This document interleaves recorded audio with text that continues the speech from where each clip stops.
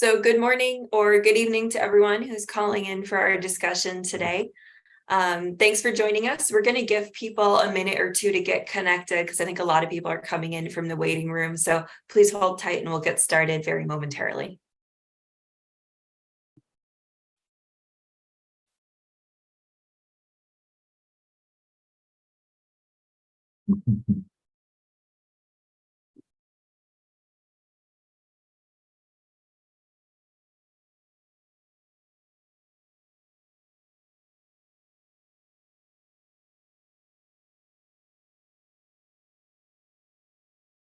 All right, good morning and good evening to those who are calling in from Southeast Asia.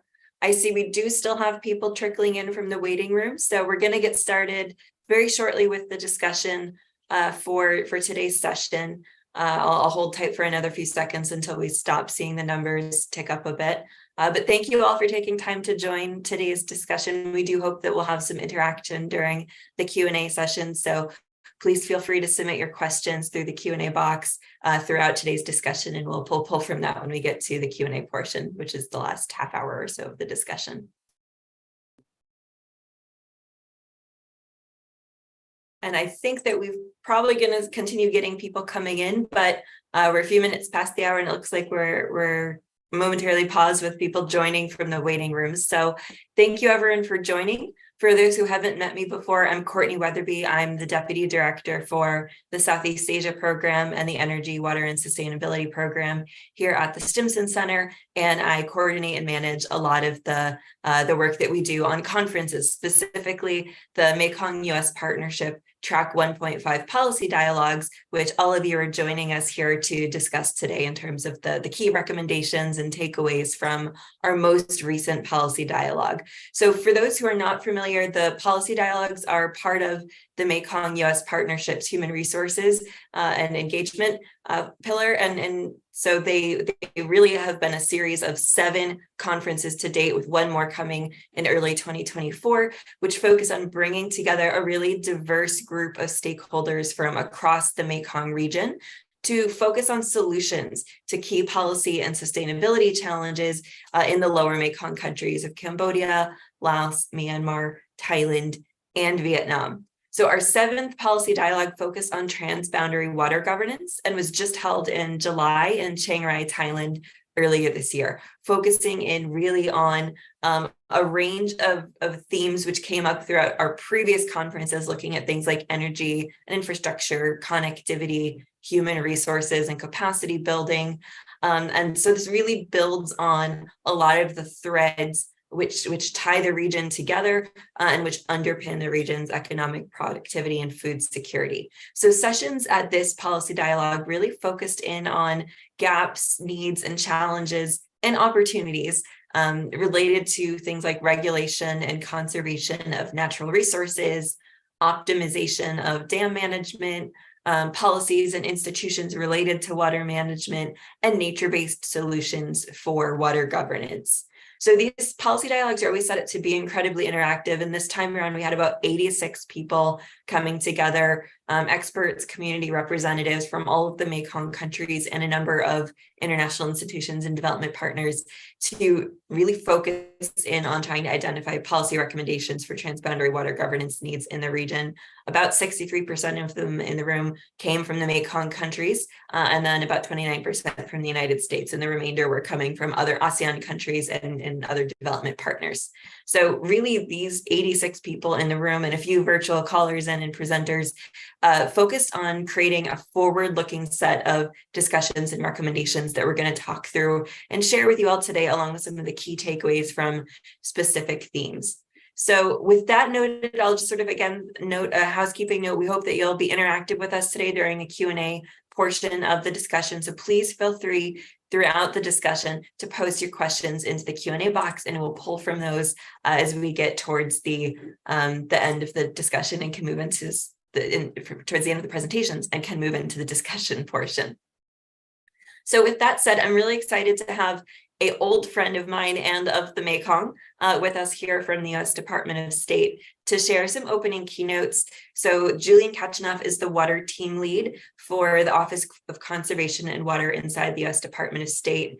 He's been with State Department for over a decade, working to develop and implement U.S. foreign policies on drinking water, sanitation, water resources management, and transboundary water issues. So most recently, before taking over as the water team lead, he was working as the primary action officer at the Department of State on the Boundary Waters Treaty of 1909 between the United States and Canada. I was lucky enough to meet Julian many years before that when he was working on Mekong issues. And I had just recently arrived at the Stimson Center. So it's a real delight to have him back with us today to talk about the many, areas of work that the United States is doing in this space, and also to sort of circle back on many years of work in the Mekong and participation in our policy dialogue this summer. So Julian, with that, I'm happy to turn things over to you. Thank you, Courtney, and hello, everybody. That was, I think, Courtney, your introduction was a long way of saying that I'm a total water nerd, and so clearly I'm really excited to be joining you this morning and participating in this event. So thanks for inviting me to speak. I have to say it's always a pleasure not just to work with Stimson on these issues, but all of the different partner agencies, organizations, and experts who will be participating today, but also who've been part of this throughout. The event in Chiang Rai earlier this year was a really fruitful exchange. I found it to be extremely valuable from my perspective, and more than anything, I have to say, also just the chance to be able to connect with experts that I had not yet had the chance to meet was a really wonderful experience. So for those of you who might not be completely familiar with the term, a Track 1.5 dialogue is an event that's intended to foster a conversation between a sort of formal Track 1 set of actors and a set of less formal, non-official Track 2 experts and stakeholders. This approach isn't new to foreign policy or policy circles. It's been found to be successful in fostering creative exchanges. It's been successful in sort of overcoming tough policy challenges and really allowing for disparate groups who might not have a chance to exchange to learn more about how each other might approach a common problem. So I clearly, as I said, have a water bias, but I actually think water happens to be a natural place to hold this kind of dialogue. Water management, for those of you who might not be fully aware, is at its heart conflict management. The many different uses of water for sustaining life, for empowering our economies or supporting our livelihoods, for supporting, of course, our critical ecosystems, means that every day our water sources, be they lakes or rivers, groundwater, are forced to reckon with really tough trade-offs. Managing those trade-offs, or in a technical term, deploying integrated water resources management, really depends on a sound process that takes different views and perspectives into account.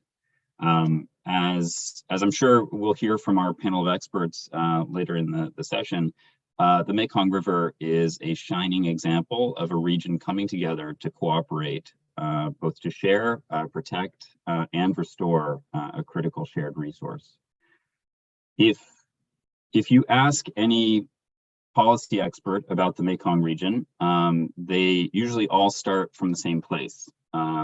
It's a region that is seeing significant changes, some driven by booming economic growth and dynamic industries and growing populations.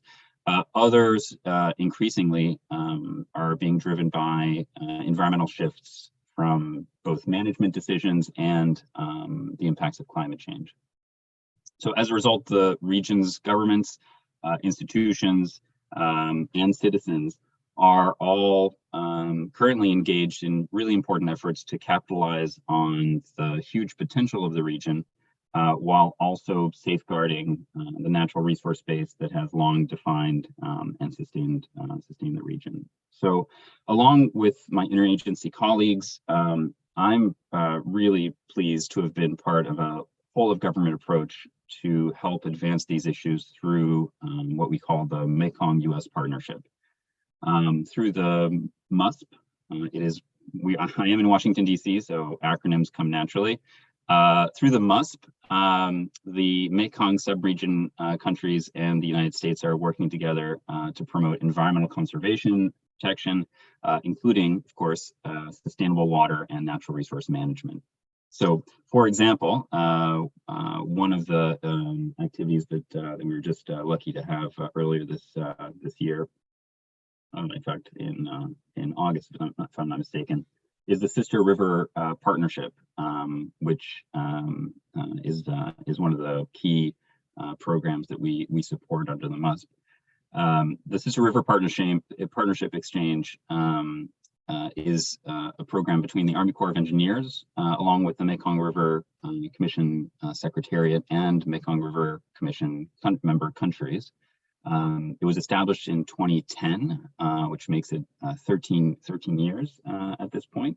And it was just renewed in 2022. The exchange informs our understanding of regional dynamics of transboundary water management, and we hope can help shape the next iteration of transboundary water programs in the Mekong, particularly during our year as chair of the Mekong River Commission Development Partners Troika, starting this last July through June of 2024. In this year's exchange, the Mekong River Commission CEO and senior MRC Joint Committee members from all 4 MRC member countries explored common challenges with their counterparts from the Mississippi River Commission. They're both MRCs, you see, so MRC, it's sometimes you get confused. So they had exchanges with the Mississippi River Commission, along with the Army Corps and the Department of State. And what was interesting is that in their reciprocal briefs on what they called 5 troubling trends from their respective basins, the Mississippi and Mekong River Commissions both outlined similar basin challenges, including changing flow regimes, low flow conditions, sediment loss, salinity intrusion, which in the United States we're seeing currently in the headlines with the Mississippi, water pollution, and climate change. As we could see during this 1.5 dialogue in Chiang Rai, clearly the MUSP is a really true partnership. These are universal water challenges that all countries are facing, including the United States. And so in its design and in its implementation, the MUSP allows for real peer-to-peer exchanges and sharing of best practices in multiple directions. So as I'm sure we'll see in the rest of this morning's event, the policy recommendations and innovations that we're seeing in the Mekong subregion are becoming really valuable insights for water managers and policymakers around the world. As I said, I'm really grateful for the engagement and the time that these experts are willing to share with each other, with us, and very much look forward to the rest of this morning's discussion. Thanks, Courtney. Thank you so much, Julian. So with that said, we're going to go ahead and shift into the substantive focus for today.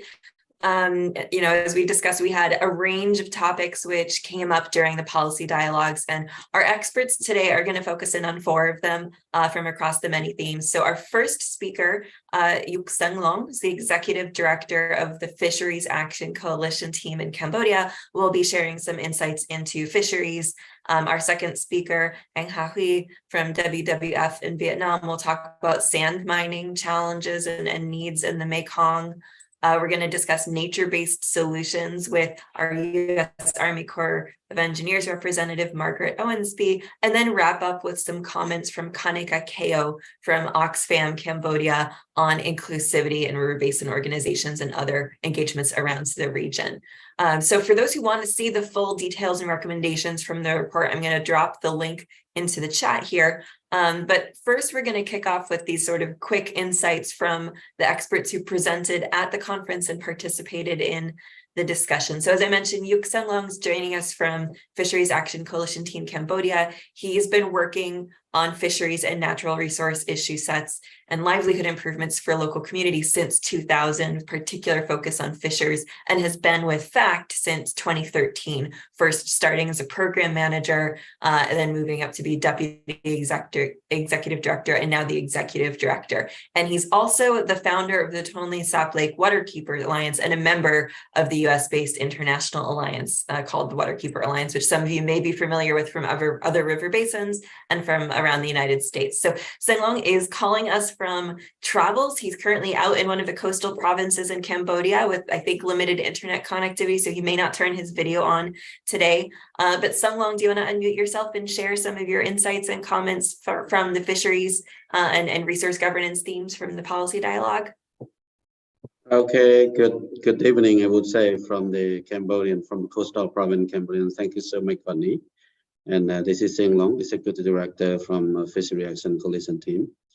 Okay, I have gone through the report, but anyway, I just would like to share my thought, in general about the fishery sector in Cambodia, and also the, how important the fishery to the livelihood of the local fisher, and also some challenges so far that most of these challenges are not really properly, addressed by the decision maker and also the development project development owner, So the fishery sector in Cambodia is quite important if we compare with other local Mekong country, compare with Thailand, with Vietnam and Laos, because of most of Cambodian, let's say, based on the data from the National Fishery Administration of the Ministry of Agriculture, that around 3 million Cambodian people, they are living, directly in the lake, especially on the floating villages in the lake, and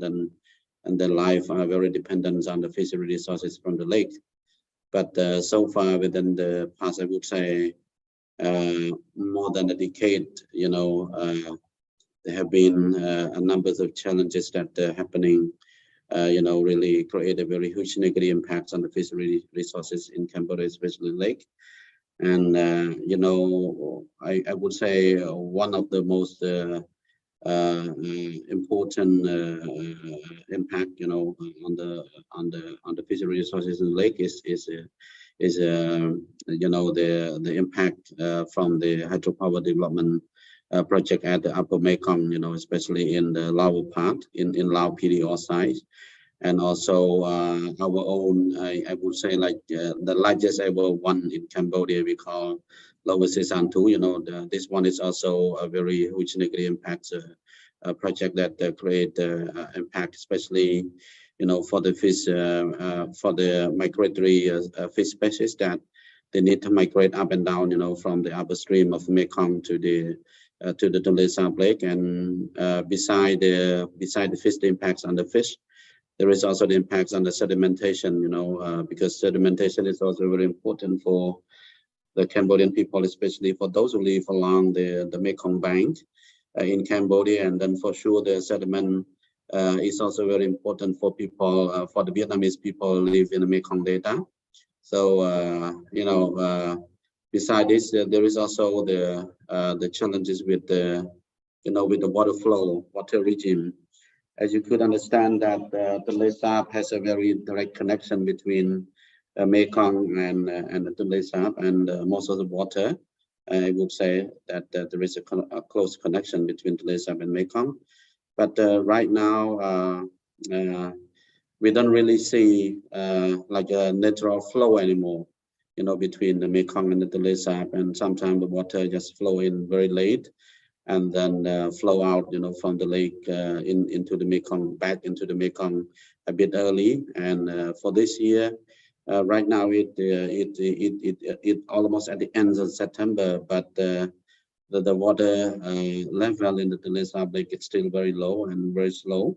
And most of the water right now, I would say, from the rain, from not really from the Mekong anymore. Okay, and then I'm not sure it's also for discussion, in the lake.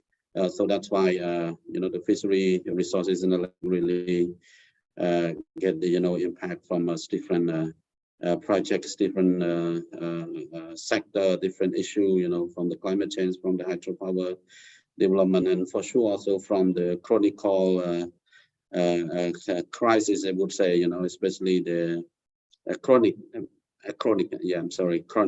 like a very old challenges, in terms of the illegal cases that created or committed by the illegal people who live in the lake itself themselves, and also the pollution, would say, the pollution, because right now there is also a big pressures, over the lake from the plastic pollution, and also from the overgrowth of the population who live in the lake, that they really put a very high pressures on the busy resources in the lake. Okay, thank you.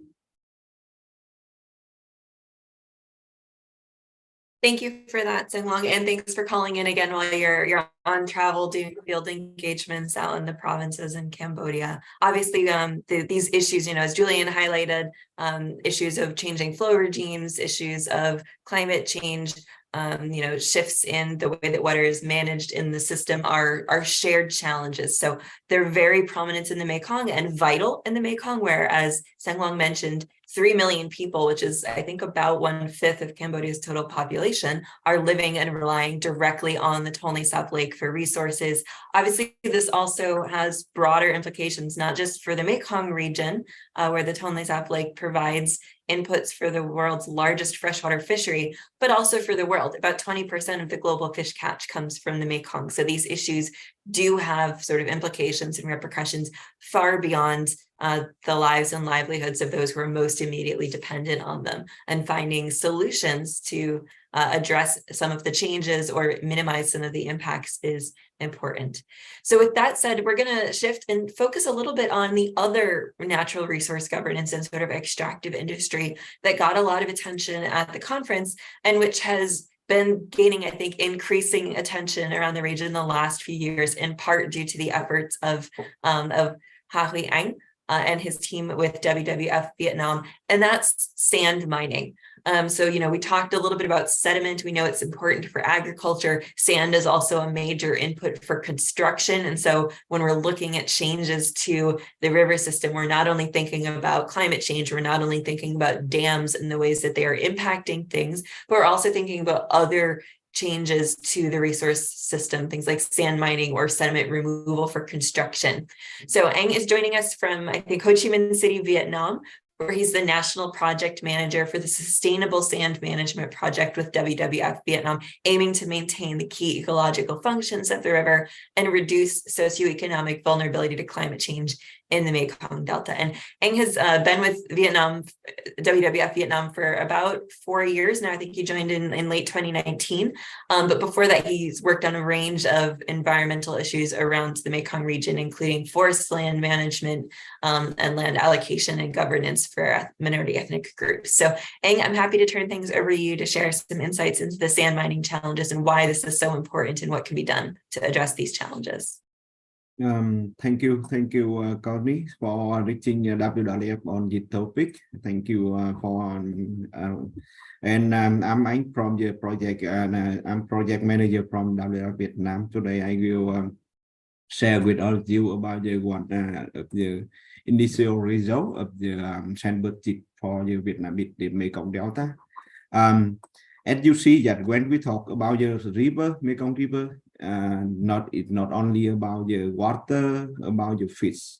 However, one important material is the sand. Also very important. It play very important role in the keep the river bed and river bank stability and the home of the freshwater habitat, and a lot of another thing keep the stability of the landfall of the delta, and a lot of another important thing.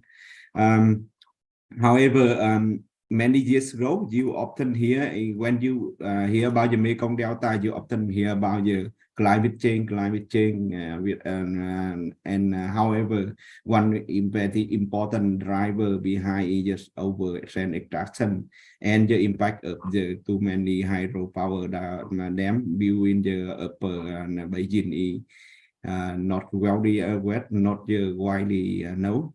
And however, when we look at the scientific finding from the scientific finding, the one sand mining is the key factor, the most important factor that impact to the shrinking threaten to the Mekong Delta, resilience of the Mekong Delta, and that is the most dominant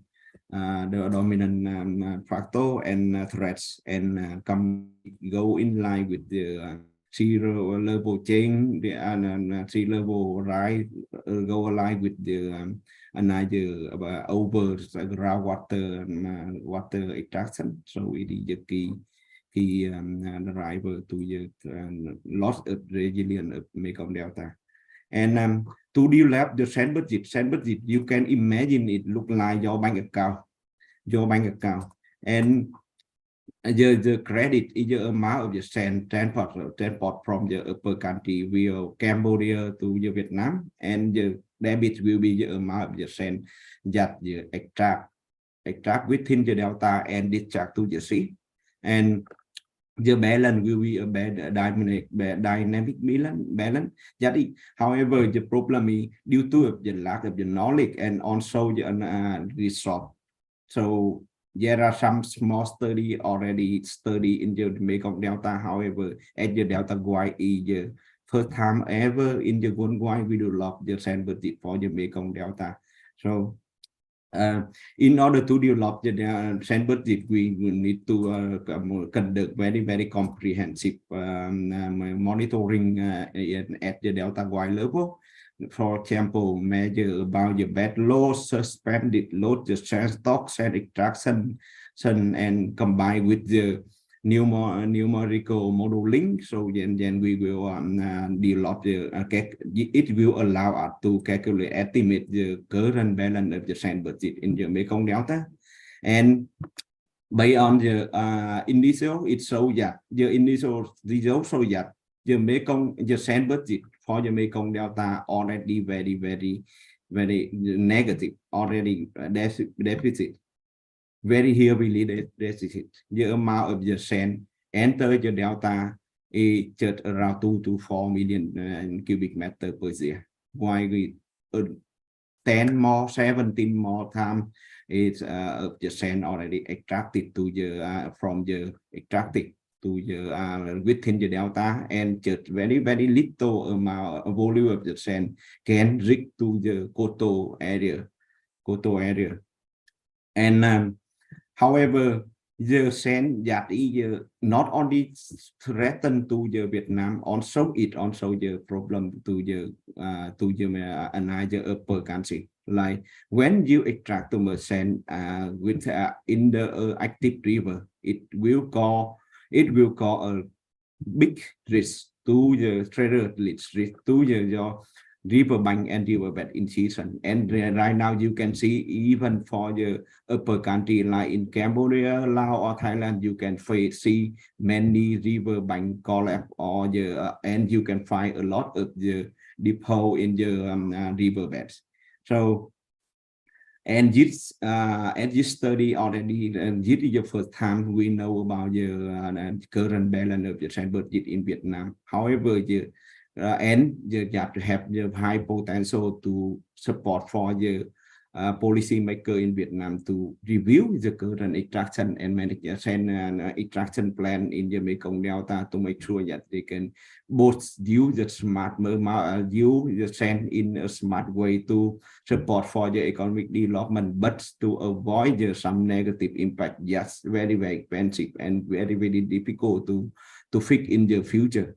And however, if we only working the sand budget for the Mekong Delta is a good thing. However, it's also very important to work with the upper country to develop a sand budget at the basin level. So on the Mekong country, for country at least need to work together, and then we can deal under the coordination of the MRC to develop a basin-wide sand budget. So all the country can work together to monitor and then estimate, and we will know the current balance of the sand budget and what is your tipping point, and then we will support, and we will and if everything going well, it's needed to include it at the sand monitoring at the mandate at the core monitoring parameter for the MIC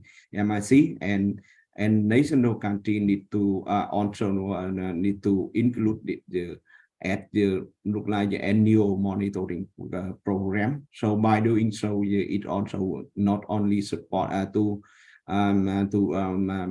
shape the Mekong Delta that provide very important, play very important role to your global food security, but also protect the river and the food production in the upper country as well. So that is some initial result, and what and right now WWF Vietnam and the WWF Greater Mekong on the way to work with the MIC and engage another stakeholder to develop, to explore how we can develop a Beijing Water budget for the Mekong Basin to manage the sand and the manage the sand. It means that also manage the water, manage the ecosystem in more sustainable way. Thank you very much for listening. Thank you. Over from my side. Thank you so much, Anh. And just to sort of continue to plug that point, it's very exciting because tomorrow is actually when Anh and the team at WWF Vietnam are launching the publication of the sand budget that they've been working on for so long. So I think it's going to be a really crucial step forward in providing a baseline of data to really have clear, concrete conversations about what can be done to address sand issues in the Mekong region. So we're going to shift tack slightly now from focusing in on sort of the issues and the extractive challenges related to resource management in the Mekong and shift to look at approaches to solving, societal and environmental challenges in the Mekong, specifically nature-based solutions and ecosystem-based approaches. So joining us today to talk about this is Margaret Owensby, who's a research hydraulic engineer with the U.S. Army Corps of Engineers, specifically at the Engineer Research and Development Center in Vicksburg, Mississippi. She joined the Army Corps in 2016, and since that time, she's done a lot of work on coastal numerical modeling and data analysis, supporting projects to aid decision-making for government and military agencies. And she's also a member of the Coastal and Hydraulics Lab's Coastal Storm Modeling System team. So Margaret's really coming to bring some additional data to the conversation today. Margaret, thank you for joining us both remotely for the policy dialogue in Southeast Asia in July and today to keep a focus on nature-based solutions to some of the challenges that we're seeing. Yeah, thank you very much, Courtney. Just give me 1 second and I will share my screen. I have some slides to share with the group today. Give me one moment. Okay. All right, hopefully the slides are coming through now. So I'm just going to give a quick recap of the talk that I gave at the session and then close with some ideas about some of the challenges that we're facing. And I think those dovetail actually really nicely with the recommendations that the session made overall. So I briefly spoke about the Engineering with Nature program that we have at the Army Corps of Engineers, which is basically focused on incorporating nature-based solutions into our engineering processes. This involves a lot of different things, including policy development, research, and strategic communications. I then talked a little bit about some of the different types of data that we've been collecting with the Army Corps to try to get a more holistic, idea of the benefits, how we can quantify the benefits of these types of features. So I looked at data that was collected in the field. So this was an example where we looked at, there was an island restoration and we took a lot of different, basically collected a whole array of types of data, hydrographic data and sediment data at this site, basically to try to quantify, how the restoration efforts, how they performed over time. After the project was complete and how those benefits were continuing to be shown or not being shown at this site. So another thing that I looked at was physical modeling data that we're collecting. So this is data collected in the laboratory. I showed 2 different experiments where we're trying to quantify the impacts of nature-based solutions on waves. And this was something we were able to do in our laboratories. And then finally, if I can click here, I looked at data that we were producing using numerical models and some of the advances that we're making with supercomputing and also cloud-based computing, again, to try to quantify the impacts of including these types of nature-based solutions in our designs. So this is the slide that I really want to focus on the most, I think. And so here we kind of laid out some ideas on how can we better leverage our data to achieve better buy-in and funding and implementation of these types of projects. And like I said, I think these actually connect very nicely with what were ultimately the policy recommendations as a result of the session. So I'm just going to go through these really quickly, and then I'll go through the different recommendations and talk about kind of how those tie in together and give some thoughts on those. So first recommendation was that we have greater engagement with stakeholders and communities to get them involved in projects from the very beginning, clearly communicate what we're trying to achieve with a specific project and what the benefits of this project are going to be, how they affect the stakeholders and communities that are involved. Another item is to, again, quantify the benefits of these nature-based solutions and communicate those to the public. And, you know, I just showed all these different methods that we have of collecting different types of data to try to quantify these benefits. But I think it's really important to communicate those benefits, not only in environmental terms, but also in economic terms, because for a lot of stakeholders, that's going to be, you know, the dollar sign, that's going to be what, you know, they think of, you know, right off. You know, it would be nice if, you know, they maybe sometimes some more emphasis put on the environmental benefits, but sometimes you're just going to have to appeal to their wallet. And so that's something that we need to better be able to quantify and communicate and be able to translate our data into terms that, you know, connect with people.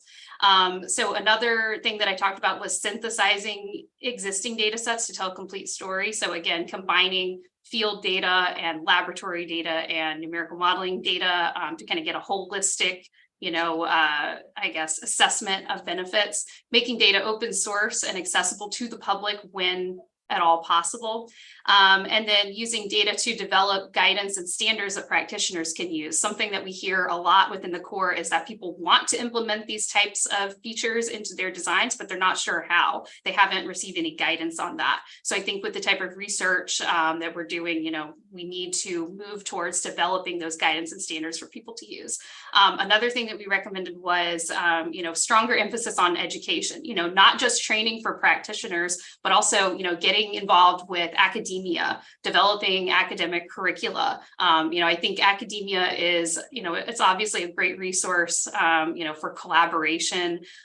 You know, there's a lot of good funding and, you know, opportunities to work with some really intelligent and smart people. And also it has the added benefit of, you know, training our future engineers who are going to be dealing with the same problems as well.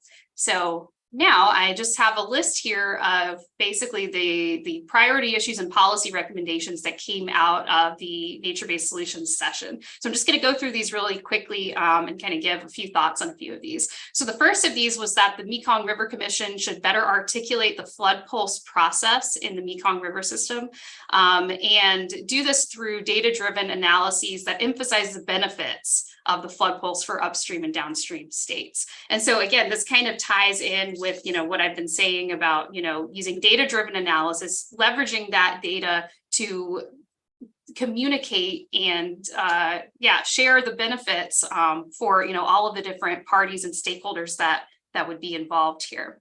And so the second recommendation was that government agencies and outside researchers should conduct economic and ecological valuations of Ramsar sites in the region. So these are very important wetland sites that are located in the area of interest. And again, that was exactly a point that I touched on, communicating, you know, the benefits and the you know, the upsides of using these types of features, not only in ecological terms, but also in economic terms.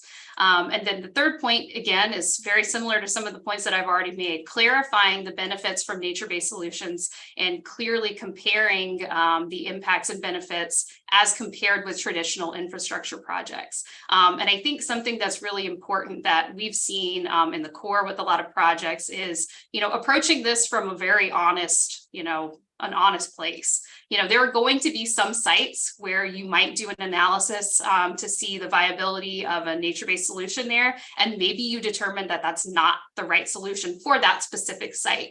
And clearly communicating that so that you're able to build trust with people so that they're not thinking that you're just trying to sell them something, some magic solution that, it might work in some sites, but not in other sites. There are many other sites where that would have a great benefit, is to include those nature-based solutions. And maybe there are some sites where a hybrid approach, so more traditional infrastructure and nature-based solutions, might be the best way to go. And so, like I said, I think really digging into the data and communicating with the stakeholders and the communities is really the best way to determine, what is the best type of solution for a site. One other thing that I'd like to make a comment about is that I really like that in recommendation 2, that it lists government agencies and outside researchers should conduct these evaluations. Like I mentioned before, I think collaboration is really key. And a lot of times, it's the government agencies that are kind of leading the charge here. But I think there's a lot of great, potential for, academic collaborations with industry partners.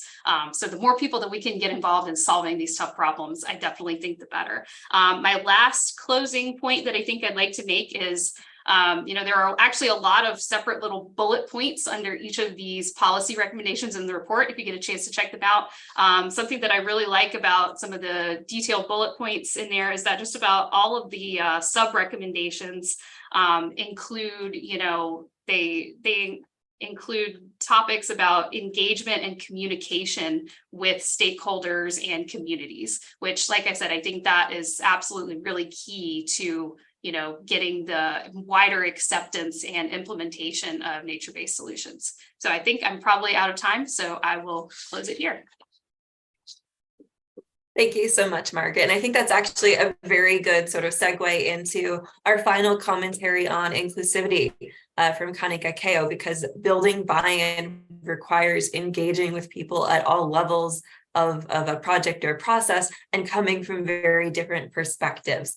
So we're going to wrap up things with some comments from Kanika Keo from Oxfam Cambodia. She is the Mekong Inclusion Project Manager for Oxfam Cambodia and has extensive experience with program management, public policy engagement, partner assessments, baseline studies, and policy analysis, and perhaps most importantly, and continuing what Margaret was just saying, promoting a people-based and champion-based advocacy approach. So Kanika has been working on these issues of inclusivity and community engagement for, I think, more than 17 years. And Kanika, we're really delighted that you can join us remotely for this session as well. Thank you, Courtney. Thank you for having me today. I hope you all can hear me well. And when just the previous presenter talking about the Ramsar site, I just want to show you, this is the picture taken from the Ramsar site in Stang Train. And I just take this as opportunity first to congratulate Stimson and also other actor. And I just recall the time that we was in Chiang Rai together, that quite a very interactive discussion.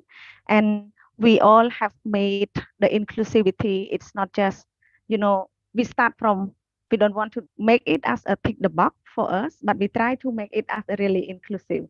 And I think the most important part, we observe that every time when we talk about the inclusive or inclusivity, it's always have a specific design agenda and the session to talk about it instead of embedded in all the section that we have.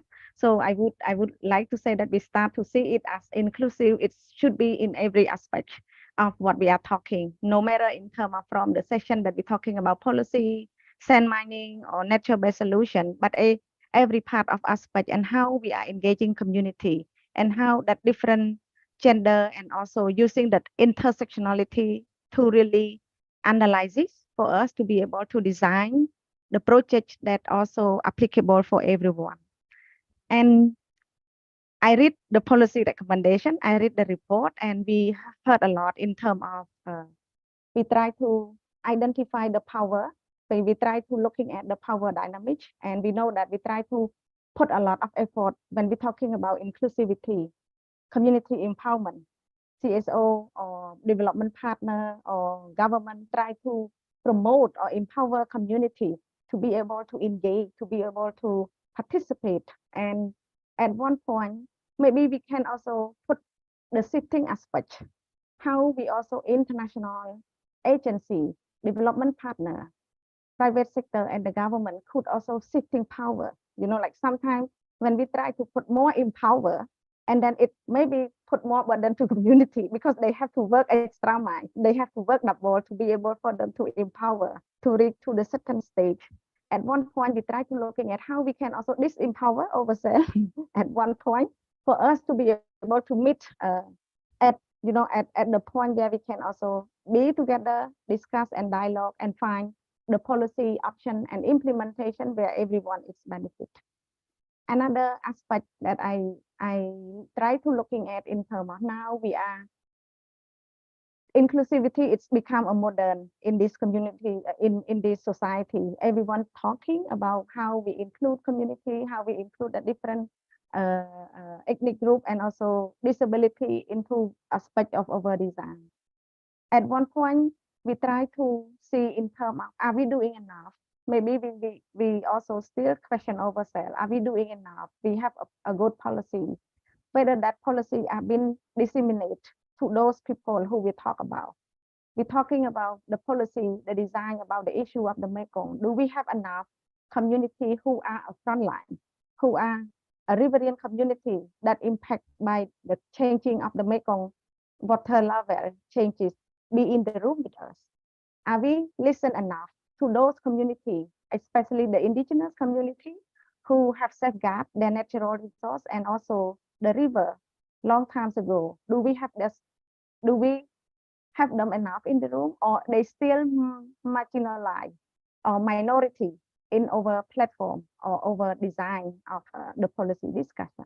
So I keep repeating again, looking back in terms of we try to create space, we facilitate, but maybe we need to do more. And now we are achieving at certain point, and on the same time we try to even expand more in terms of like hearing them, shifting power and looking at the power dynamic where the power is and try to shift some of that power for us to be able to really make the inclusivity real and also promote the society where everyone has been heard and also respect and value.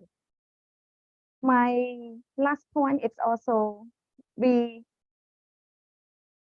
looking at in terms of we try to facilitate voice, we empower community to engage, to participate in the space where we can see a lot of majority are expert, a lot of people in the room are technical, government, officer, and people are from that international. It can communicate easily, but at one point when we facilitate that space, we should also looking at in terms of whether that space safe enough for community to talk, whether that space really encourage community to make them feel like it's safe space for them to be able to raise their voice, to be able to provide their critical feedback, to be able to bring what is happening and the fact and the community to that space without any issue, without any security concern or safety back home. So those we try to look, we try to see the different way, how we make the space available, but how to build that space are safe for them, because we know that at one point they are become just still a few among us in the room, and they might be not say the same language as we talk at the moment. So we try to how to simplify and unpack some of the technical terms, some of the technical information for them to be able to really understand, because they use their own language to understand. So maybe we try another step, this policy recommendation, and try to see how we can also translate it into that practical and the knowledge that also could potentially allow the knowledge of community to be part of the policy recommendation. And we also talk a lot in terms of, I remember that we talk a lot of river basin organization, and we bring a lot in terms of how that design of river basin organization take into account the knowledge and the structure of the community that allow to recognize, not just about the policy and the regulation that define how the river basin organization should be, but it should be something that embedded or adapted some of that structure, especially indigenous community. They might have a very structure that govern from the way that how they work together, how they form community, and how they build solidarity in their community. So allow us to also give space and acknowledge those kind of existing that are available within their way of doing things, and the way how they work together to sustain the river could be, recognized and documented, and that make them feel this kind of thing they continue to practice has been valued by the other. So I pack my point here and give the floor back to Connie. Thank you.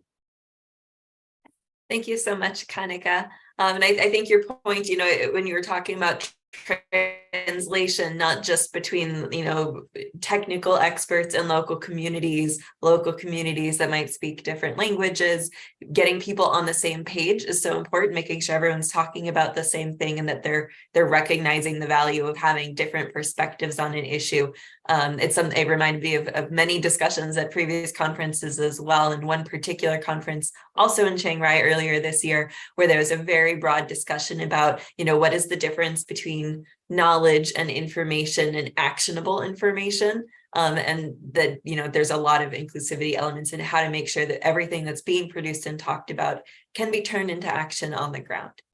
So with that, we're going to move into our question and answer session. So I would encourage everyone in the audience, please feel free to submit your question through the Q&A box. And we'll raise them to the Q&A panel right now. I would ask all of our speakers, please feel free to turn your videos on. We can have this be a bit of a conversation.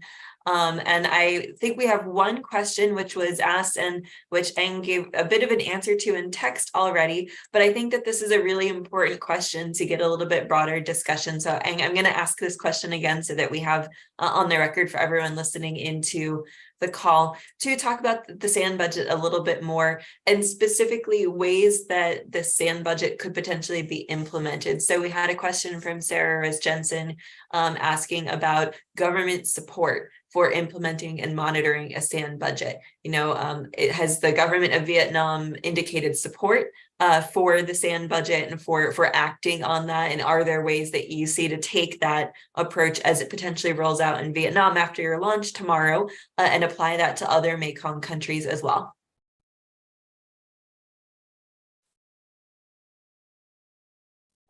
So Eng, if you're able to unmute yourself, I think it would be good to have that question discussed a little bit here in the call. Okay, thank you. Thank you for your question, Sarah. Yes, we implement the project. The project implemented by WWF Vietnam, and it is called the project owner is Vietnam Dye and Disaster Management Authority. So we collaborate with the relevant or the relevant ministry and on the 13 Mekong Delta provinces and city. And they join from the beginning, from the inception to the common feedback on the strategy, monitoring strategy, the location, monitoring location, the parameter to the progress. We also show the progress with them, implement project to collect the feedback, and also organize the validation workshop to control the idea before the finalize the SAN budget. So they join very actively and deeply in the development of the SAN budget from the government side. And so we also engage the regional body, the MIC, in terms of the data sharing, or the university or the international organization also join to share the feedback. So in this project, we receive very, very strong support in term from the Vietnam government and also the regional body like the MIC. And we will launch tomorrow. We will launch the sand budget at the official launch the sand budget for the Mekong Delta. It is the first time ever we Delta wide sand budget have been developed and at this scale. And after that, we in the launching event, we also collect the feedback about how we will go ahead with the to follow up the or what is the next step after development of the sand budget.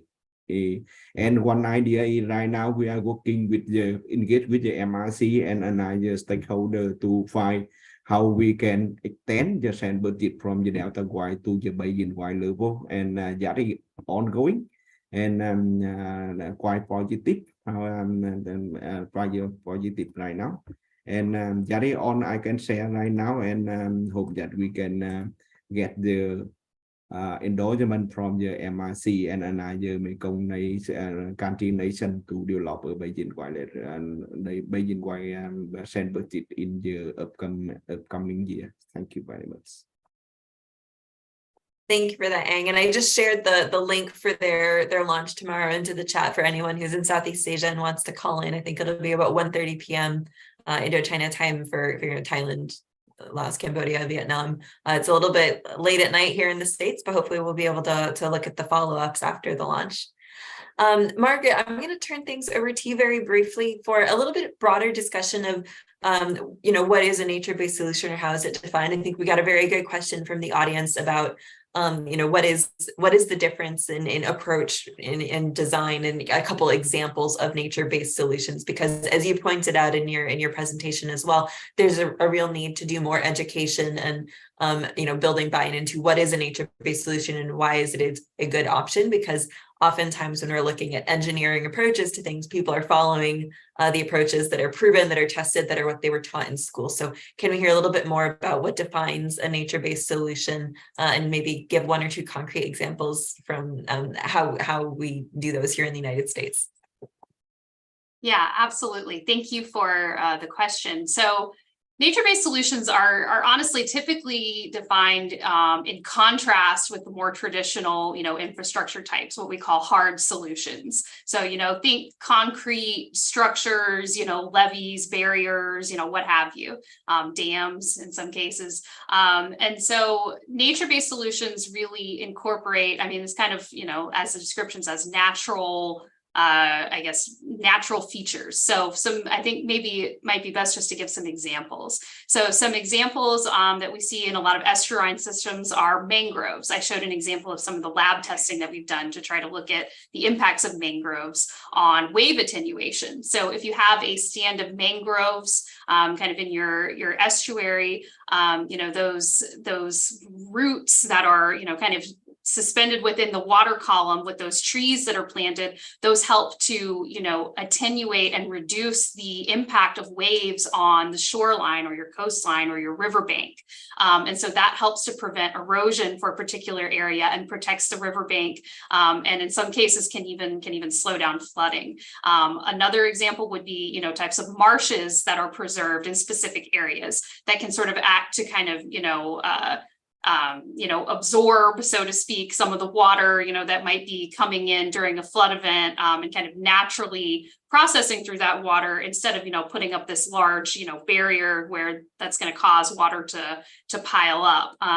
Another type of example that we see in a lot of riverine systems is kind of earthen setback levees. So instead of, trying to just completely wall off, like the riverbank, kind of in the area that we want the river to be, setting natural earthen barriers a bit further back within the floodplain to allow the river to more naturally meander, because, it's hard to control nature. Nature wants to do its own thing, and we cause a lot of problems the more that we try to control it. And so that's kind of based on the principle of maybe we can find a balance where we allow nature, within a specific area that we've defined within these earthen barriers, allow nature to kind of do what it wants and take its course in a more natural way, without having to resort to, like I said, the hard concrete, channelized, barriers. And so this is actually, you know, we talked, one of the previous speakers talked about, you know, a lot of the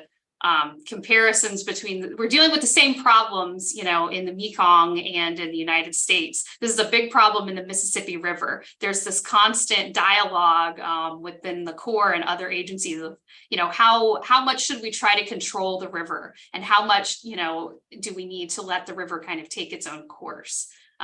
And so, yeah, hopefully that, I think I got off on a little bit of a tangent, but hopefully that answered your question.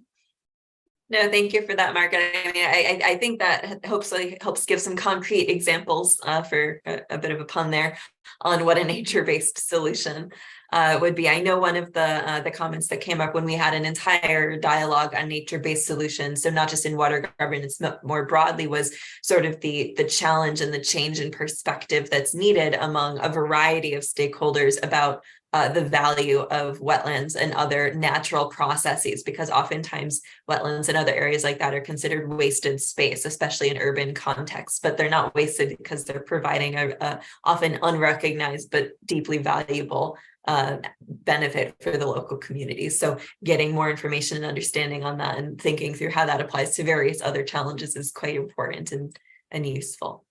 So we've got a couple of questions that I'm going to raise actually to the entire panel. So I think that both of these questions, we'll ask them separately, but I think that there are probably different elements from the work of our speakers that might touch on this. So we have a question from Yamia from the Voice of America Thai service, who asks, you know, speaking of inclusivity, we're talking about inclusivity in today's sessions, largely in terms of, you know, who's in the room for consultations, local communities, government stakeholders, private sector. Our question is, has there been a discussion of including China's state or civil society into an integrated water management approach for the lower Mekong area? Because obviously the Mekong River Basin, we're talking about mostly the lower Mekong countries today, but it is a shared transboundary basin where about half of the mainstream of the Mekong River runs through China.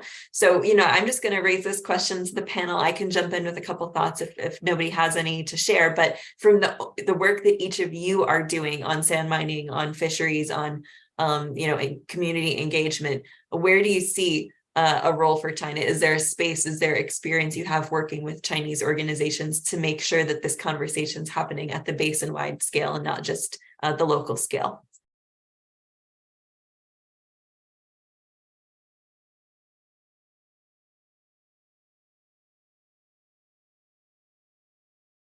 All right, we're not getting any biters on that question. So, you know, Kanika and others, if any of you have any thoughts to share on the role of China, please do feel free to jump in. I mean, I'll simply note, I think one of the challenges when we're looking at the Mekong River Basin is simply that the Mekong River Commission is often a convening place and platform for the countries in the region to engage on this issue set, and China is not officially a member of the Mekong River Commission. They do have their own separate Lansang Mekong cooperation mechanism at the state level, certainly, but I think that there's not necessarily the same level of engagement that we see through MRC platforms for bringing people together and with robust participation from Chinese stakeholders on some of these issues. I think we did have one of our panelists unmute themselves. So Kanika, did you want to share any thoughts of engagement with China? Thank you, Courtney. And I think when we talk about the Mekong Basin, it's even talking about, we call like partner dialogue, including Myanmar and China.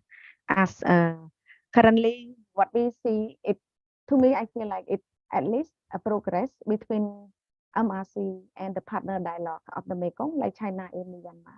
I think over the last 2 years, the first of a design project they call like LMC and MRC joint study on the impact of the changing of hydrological data impact to the Mekong River has been agreed and published.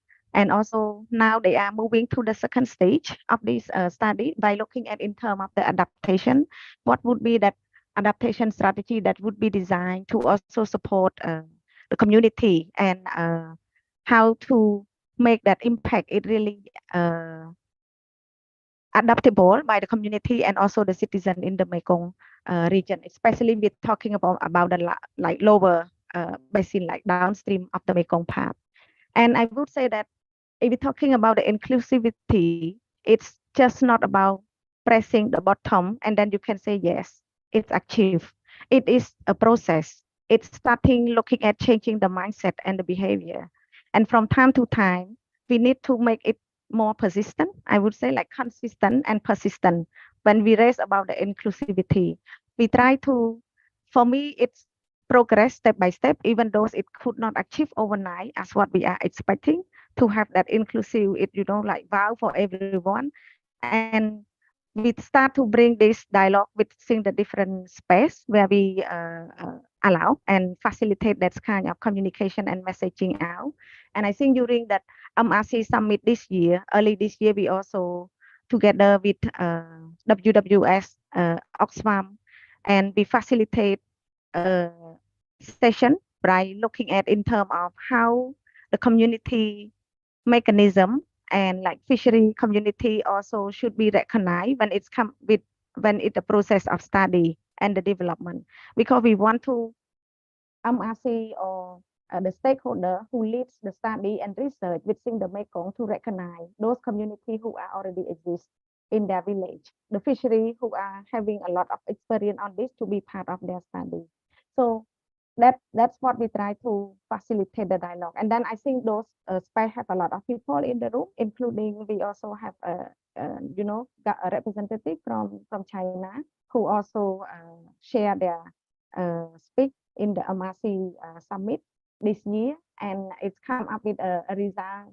Try to work together collaboratively to find a strategy for us to be able to adapt and mitigate the risk, giving that infrastructure development along the Mekong basin, and also plus the climate change. It become real in the region at the moment. So I would just stop it here, very short. It has been engaged, but in the different level, and also turn in the different results. At the moment, we believe that there needs to be a roadmap to this more inclusive, like from the government down to that community. First stage, we see that there is an open up of that hydrological data information sharing, where the LMC also have that platform where allow to have the real-time, hydrological data information, which is not, if we're talking about the last 10 years, it is not exist, but now it exists. So I would say that it's kind of engaged and starting progress from time to time. But however, we still continue to work together to make it a more tangible and down to that community and benefit to the community that we work with. I stop it here, Connie. I hope I answered to the question.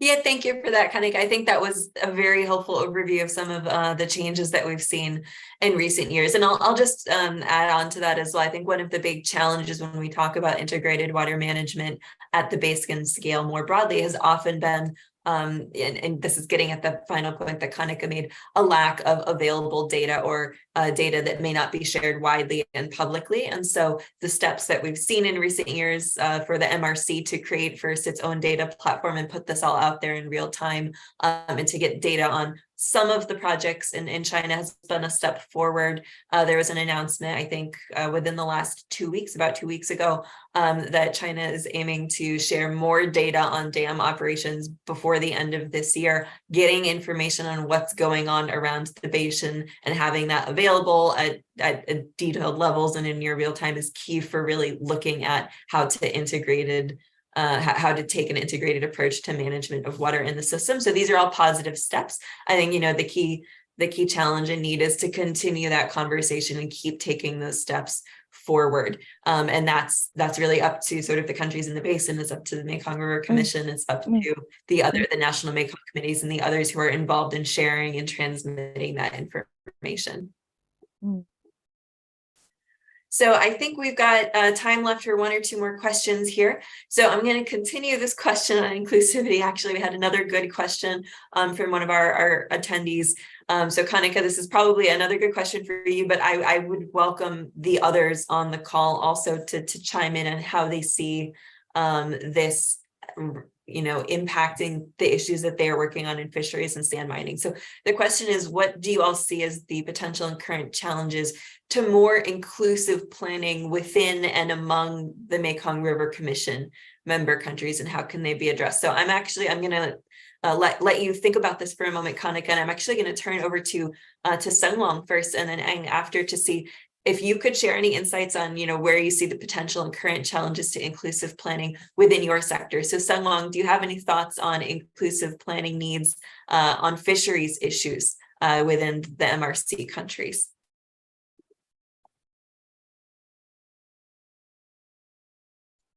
Okay, thank you so much, Connie, and also the one who raised this question. Actually, yeah, it's a bit tough, to answer this question related to the transboundary fishing issue. I think it's very important that all the stakeholders, in the lower Mekong, especially the MRC, that really see the potentiality, or how important the fish, for the local population, for those who living along the Mekong, even Laos. Laos also get a lot of benefit from fish, and especially Cambodia as a majority that we are very dependent on the fish. So if we really see, the importance of the fish for the local population and also for the biodiversity, I think all the stakeholders in the lower Mekong, especially in the four lower Mekong country, that we need to see together and really see or really look at the existing, legal framework, and also the agreement that how we can really make sure all these resources have to be, to be protected. And sometimes to do a very, how do we call it, like a cost and benefit analysis. If we go ahead with any development project, what is really a benefit for the fishery sector, in the lower Mekong country, especially for the local population who are very dependent on the fishery resources. So what I can see right now, we do not have any, how do we call it, like most of the agreement, it's like a voluntary, voluntary based. So each country, they have their own mandate, they have their own ambition, and they also have their own plan. But most of the time, we did not really sit together and to really see, to really do some sort of like analysis about the cost and benefit, to compare between development project and the resources from the basin. So I think if all the stakeholder or the government in the lower Mekong country, especially the technical group, technical institution, or the technical government official, that they see together and then they conduct like a very comprehensive study to really see about the importance of the fish, for generation and generation, not just only for the past, but also for the current time and also for the future. So if they really see all these kinds of factor, and then they come up with a very comprehensive plan that we can really together, to conserve the fishery resources for the population right now and also in the future. Thank you for that, Sung-Wong. Ang, did you have any thoughts on, as you roll out the sand budget in Vietnam, some of the opportunities or challenges that you see for using that data and an inclusive planning mechanism for the future of the Delta? Sorry, yes. Sorry, Ang, I can repeat the question. So within sort of this conversation about inclusivity, as you roll out the sand budget study that your team's done in Vietnam, I'm curious if you see opportunities or challenges to use the data and information that your team is providing within sort of inclusive planning processes for the future of the Delta. So, is this data going to be something that you see people using at various levels of government? Do you see opportunities for local communities and other civil society groups to use this data in their own engagements on the future of the Delta? Thank you for the good question. Yes, the Delta, the data and information from the Delta White, the development of the sand budget for the Mekong Delta, it will provide the first time ever we have an estimation about the balance of the sand budget at the Delta White level. So that will provide the data not only look like if one one type of the information for the government to look at and then look at and refer for the for the further management extraction plan in the Mekong Delta. And we are working closely with the government partner to see how we can integrate the sand budget into the national policy or the provincial sand management plan, and that is ongoing. Another thing is it also because it is with the limited resources we develop very initial sand budget for the Mekong Delta. So however, that provide very good the protocol, monitoring protocol, the good understanding about how we can monitor the sand, and that will provide the tool for the young research for the international scientific community to review and then to see if it have the potential to apply in another delta to delta as well, not only in Vietnamese Mekong Delta. For that for the community and scientific community, and however that also provide the alert to the private sector and the investor in the Vietnamese Mekong Delta, because for the until now the Vietnam government Vietnam almost depending on the river bank river sand for the construction sector, and right now it will show that if Vietnam need to transit from the construction sector, rely on the river sand to the more aggregates, more sustainable aggregates, and it is time to and it should be start from now to avoid the situation that by the end of next decades we will have no sand for the construction.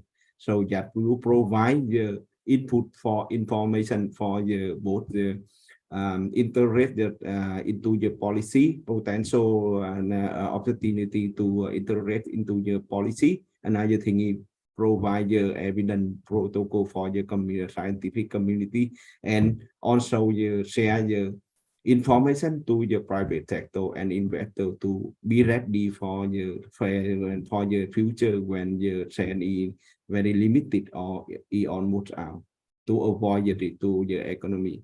Thank you. Thank you for that, Anh. And I think we're just over time now, so I'm gonna just go ahead and say, Kanika, if you want to jump in, or Margaret, if either of you want to jump in with any sort of final thoughts, we can end on this conversation about inclusivity. So Kanika, please feel free. Yeah. Maybe just a quick one to add on what Mong Sinh Nong and Anh raised. If we look at a perspective of the wider Mekong Basin, it may be difficult and it always challenges, because you're talking about the river. It's very complex. It's also a lot of things involved in it: food, energy, economic, and all those kind of things. It's already make us complex already. But if we talk, I'm looking at from the scope and the scale. So if we look at from the broader scale of the whole Mekong Basin, it's hard for us to make this thing happen, inclusivity happen. But what the Mekong River country can also do in the capacity that they could manage it, we call like the dialogue partner between bilateral country, like those countries who share the same border or tributary that share between, like example, Laos, Vietnam, Cambodia, Vietnam, Laos, Thai, Laos. Those can be also looking at that country discussion level in terms of how to make that agreement and dialogue. It's a more inclusive way. So if we're looking at the broader, it is a challenge to make the inclusive work, but try to start it from the bottom up. So it's allow us to see in terms of potential model, because the modality could make it happen it much easier for community, because when it comes to community, I go back to in terms of the local lead, transboundary district to district that share the river, those already connect. They are already friends. They are already know each other. Community talking, even sharing the same language. They're sharing information. That looking at from that already existing mechanism that the community already connect, the government at that different border already connect. They may be friends. They may be family. So we start from that modality to allow us to less complex, I would say, try to minimize all that complexity and try to start from building those as a bottom up of a joint collaboration. And I think that would be, I am looking at from like bottom up approach and try to see, not looking at the whole, but also the whole is someone like MRC is working on it, but like CNMC, like National Mekong Commission is also have a role, how we can facilitate that discussion and dialogue and the inclusivity planning at their respective territories. I would stop it here, Connie. Thank you so much, Kanika. And Margaret, you're welcome to chime in and share any thoughts from your experiences working on these issues in the United States as well. And then we can wrap that up. Yeah, sure. One quick comment, I guess, commenting on inclusivity from, I guess, a data perspective, I guess, is the need to, once you've identified all of the stakeholders and, important people that you need to include in the dialogue, is the need to tailor your messaging to each of those different types of audiences. I think something that we see a lot in the core is, I guess coming from an engineer's perspective, engineers are notoriously bad, I think, at translating, their data to, kind of a layman's perspective. So how you I guess, share your thoughts and ideas, with other engineering practitioners is going to be very different from how you share it with the public, and even with how you share it with military partners. If you're speaking to the military and you're trying to make a case for a specific policy or, feature implementation or design or something, military folks, they really want what they call the bottom line up front. They want the who, what, when, where, why, what's the time frame, how much is it going to cost, what's the benefit? They're very direct. They don't like to beat around the bush. If you're talking with, the community, I think it's a lot more of a dialogue. You need to make sure that, you're hearing, their concerns and addressing those, and communicating to them, how is that going to impact them in terms of their livelihoods, their families, their homes, their taxpayer dollars. And again, to contrast with if you're speaking with, I guess, a more technical group, maybe of engineers or practitioners, that's when you can really get down into the nitty-gritty details and technical aspects. So yeah, that was just the point I wanted to make, is the importance of kind of tailoring your message, for each of your audiences to appeal to the issues that concern them the most. Thank you, Margaret. And thank you all for a very active conversation today. So for everyone on the line, thanks for staying with us. Hopefully you'll have a chance to read the full report, because as many of our commentators noted, there's a lot of bullet points with specific details and recommendations included therein. But we do hope to continue these conversations. We have one more policy dialogue that's going to be coming up in 2024, and we look forward to seeing many of you on the line for that discussion. So with that said, thank you for joining today. Enjoy the report, enjoy the future discussions with WWF and others on these topics, and we'll see you online again soon. Thank you, everyone. Thank you, Connie, for organizing.